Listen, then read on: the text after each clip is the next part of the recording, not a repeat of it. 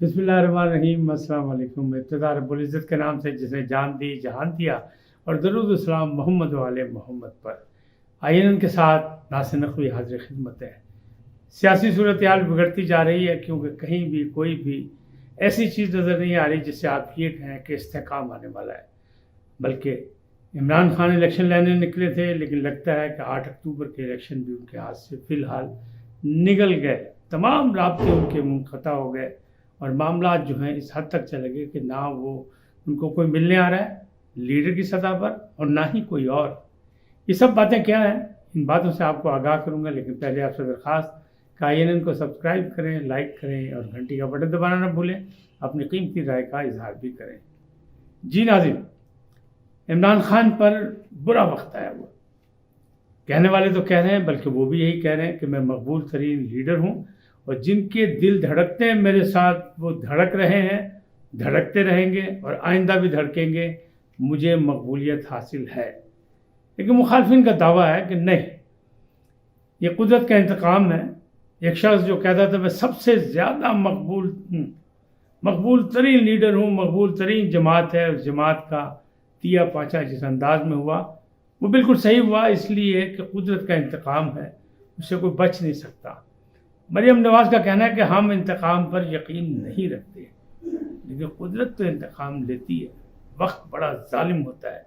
एक वक्त था जब मुख्तलिफ पार्टियों पर दबाव डाल के लोगों को घेर घेर कर जहाज़ भर भर के PTI में लोगों को इकट्ठा किया गया। आज फिर उन्हीं पर वक्त पड़ा है कि आज वही लोग परिंदों की तरह उड़ते जा रहे हैं और इमरान खान बेबस हैं।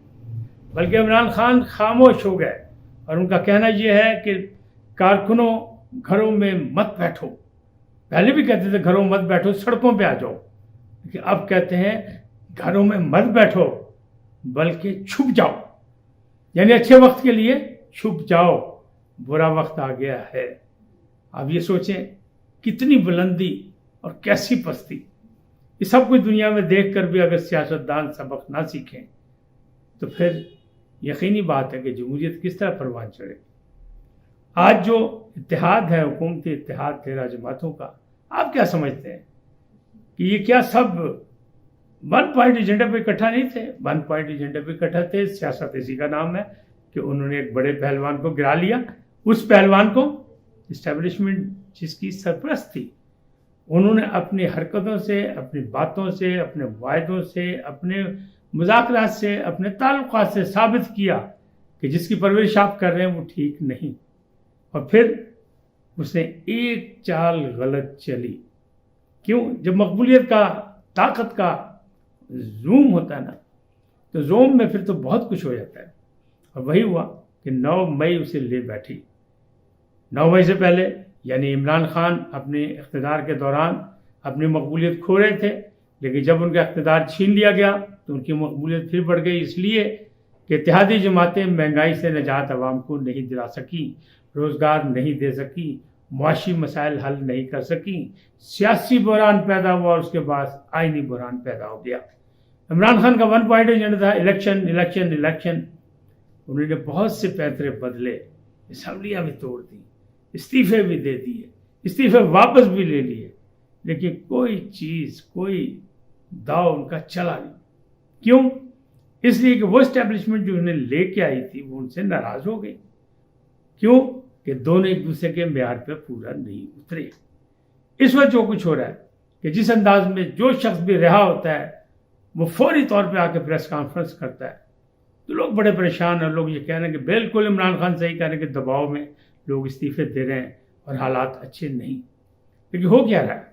हो ये रहा है कि पूरी कौम, पकड़े जाने वाले भी, शरपसंद भी, हमलावर भी, अब ठंडे दिल से सोचने के बाद जब जेलों में गए तो इन सबको यकीन हो गया कि सचमुच उन्होंने बहुत बड़ी गलती की। ऐसे एहसास अदारे, ऐसी तनसीबात जहाँ कोई रुख भी नहीं कर सकता, वो कहते ना परिंदा पर नहीं मार सकता, वहाँ का रुख क्यों किया? वो बहक गए।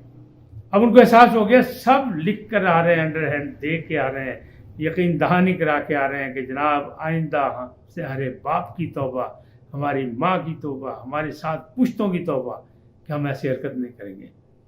لہٰذا ان سے کہا جا رہا ہے کہ بالکل اسی طرح ان کی معافی ہو رہی ہے جس طرح گلزار امام شمبے کی ہوئی ہے. وہ بھی تو دہشت گرد ہے, وہ بھی تو پہاڑوں پہ چڑھا ہوا تھا, وہ اسے معافی مانگی, اسے معافی دے دی گئی اس لیے کہ اس نے کہا کہ ہمارا راستہ غلط تھا, ہم بہک گئے تھے. بالکل اسی طرح یہ سیاستدان بھی معافی مانگ کے اور لکھ کے معافی نامہ دے کے آ رہے ہیں. اور پھر مذاق کیا ہو رہا ہے کہ عدالتوں میں جب وہ ضمانت لینے جاتے ہیں تو عدالت کہہ رہی ہے کہ پریس کانفرنس کریں گے تو آپ بچیں گے ورنہ وہ آپ کو نہیں چھوڑیں گے. یہ کیا ہے؟ یہ اکسانا نہیں تو اور کیا؟ کبھی عدالتوں نے ایسا کام کیا تھا؟ نہیں کیا تھا. کہ معاملات اس حد تک بگڑ گئے. میں بہت پہلے میں نے اپنے ولاگ میں کہا تھا کہ جناب تمام اداروں کو تباہ کرنے کی کوشش کی گئی ہے, انٹرنیشنلی سازش ہے, لیکن اس میں ہمارے سہولت کار شامل ہیں, تمام ادارے. تو آپ دیکھ لیں ون ٹو آل تمام اداروں کو تباہ کر دیا گیا. کسی کی عزت و تقریب نہیں, چاہے وہ الیکشن کمیشن ہو, چاہے وہ عدالتی نظام ہو, عدلیہ ہو, چاہے وہ عدالت عظمیٰ ہو, چاہے وہ پارلیمنٹ ہو, چاہے وہ اسٹیبلشمنٹ ہو, کسی کی عزت نہیں. اور پھر جو رہ گیا تھا ایک ادارہ جو سب سے مضبوط ادارہ تھا جس سے ان کو خطرہ تھا کہ یہ ادارہ بچ گیا, تو 9 مئی کو اس سے بھی بدلہ لے لیا. کیونکہ میں نے پہلے بھی کہا اور اب بھی کہہ رہا ہوں, بار بار کہتا ہوں, بلکہ کہتا رہوں گا جب تک زندہ ہوں کہ جناب یہ بلوا تھا, یہ عوامی تحریک نہیں تھی, یہ عوامی رد عمل نہیں تھا. کیونکہ عوامی رد عمل جب ہوتا ہے تو عوام جب غصے میں آتی ہے تو وہ پھر یہ نہیں دیکھتی کہ املاک کس کی ہیں, سرکاری ہیں یا پرائیویٹ ہے, پیٹرول پمپ کس کا ہے, بلڈنگ کس کی ہے, یہ نہیں دیکھتی. وہ تو سب کو آگ لگاتی ہے, وہ تو اپنے غصے کا اظہار کرتی ہے. تو اگر بلویے وہ ہوتے تو ویسے ہی ہوتا, لیکن یہ شرپسند تھے اور یہ باقاعدہ تربیت یافتہ تھے. ان سب کو ٹارگٹ دیا گیا تھا. مراد سعید کا وہ بیان اور پھر اس لڑکے کا, اس بچے کا وہ بیان جس نے وردی پہنی تھی کور کمانڈر کی, وہ کہہ رہا ہے کہ 8 تاریخ کو زمان پارک میں ایک میٹنگ میں ہمیں بتایا گیا تھا کہ یہ پوائنٹ ہے, یہاں یہاں جانا ہے. اب فوجی عدالتوں نے کارروائی شروع کر دی ہے اور اس میں کہتے ہیں 17 افراد کو حوالے کر دیا گیا ہے, جس میں ایک لاہور کے ایم پی اے بھی ہیں, عثمان اکرم ایم پی ہیں, یہ پی ٹی آئی کی, یہ بھی اس میں شامل ہے. اور کہنے والے کہہ رہے ہیں کہ نہیں جناب یہ ظلم ہو رہا ہے. ہم بھی کہتے ہیں کہ عوامی اور جمہوری حکومت کے دوران تو ہے یہ آرمی کورس کا کیا ہے, لیکن آئین اور قانون کی حدود میں یہ کورس پہلے سے موجود ہے, یہ کوئی نئی نہیں بنی. صرف کارروائی اب عمل میں لا رہی ہیں اور انہوں نے کارروائی کا سلسلہ شروع کر دیا اور کسی کو نہ چھوڑنے کا فیصلہ ہو چکا ہے. عمران خان صاحب کے دور میں بھی اسی کورٹ نے فیصلہ کیا تھا اور 27 مجرموں کو سزا دی تھی, جس میں شاید ایک آدھ سزائے موت والے بھی تھے. لیکن چونکہ آرمی کورٹ نے فیصلہ دیا, عمل درآمد ہوا اور وہ بات ختم ہو گئی, پبلک تک نہیں پہنچی. تو اس لیے آپ کو یہ بڑے اچنبے کی بات لگ رہی ہے. اب سیکشن یعنی آفیشیل ایکٹ کا جو ہے, آفیشیل سیکرٹ ایکٹ کا سیکشن یہ ہے 3, 7 اور 9, اس کے تحت یہ فیصلے ہوں گے. اور اس میں جو ہیں کچھ لاہور کے لوگ ہیں اور کچھ سوات کے بھی ہیں, ان کے خلاف جو ہے کارروائی شروع ہو چکی ہے. اب مراد سعید کی وہ بات جو انہوں نے خط ایک لکھا تھا عزت مآب چیف جسٹس عمر عطا بندیال کو, وہاں بھی ان کی بات ہے کہ دیکھیں ہمارے ساتھ یہ ہو رہا ہے, یہ ہو رہا ہے, یہ ہو رہا ہے, یہ ہو رہا ہے.